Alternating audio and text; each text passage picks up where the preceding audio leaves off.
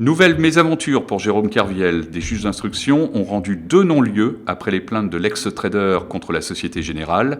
Le Finistérien avait déposé plainte contre la banque pour subornation de témoins et pour escroquerie au jugement et faux et usage de faux. Jérôme Kerviel tente depuis plusieurs années d'obtenir la révision de son procès.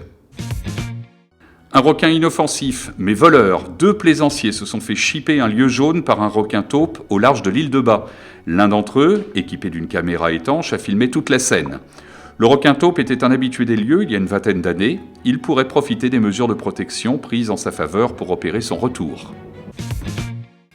Le kilt n'est pas obligatoire, mais c'est bien l'Écosse, la vedette du Festival interceltique de Lorient, qui va battre la mesure jusqu'au 13 août. De grandes retrouvailles, puisque les Écossais étaient déjà les invités d'honneur en 1996 et en 2007. 200 artistes sont les têtes d'affiche d'un programme riche aussi du concours des Bagadous, demain, et de la grande parade de dimanche.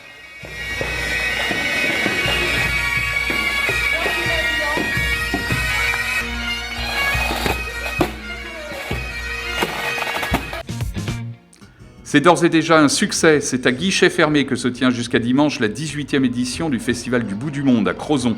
60 000 billets ont été vendus. Les journées et surtout les soirées vont être bien remplies. Pas moins de 57 concerts sont au menu, donnés par 35 groupes venus de 21 pays. Neymar, star à Guingamp, la nouvelle pépite brésilienne du PSG a bousculé le club d'en avant. Toutes les places disponibles pour la rencontre entre les Guingampais et les Parisiens le 13 août prochain ont été vendues en quelques heures. Et pour cause, Neymar pourrait jouer son premier vrai match au Roudourou.